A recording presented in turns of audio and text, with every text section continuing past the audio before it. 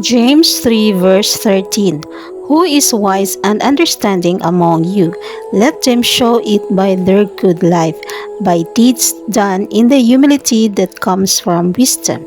Real wisdom is not about how much you know, it's about how you live.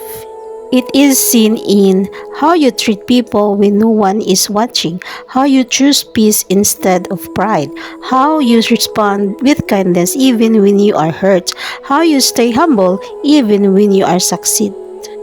Wisdom is quiet. It walks gently, it loves deeply, and it shines through your actions, not your words.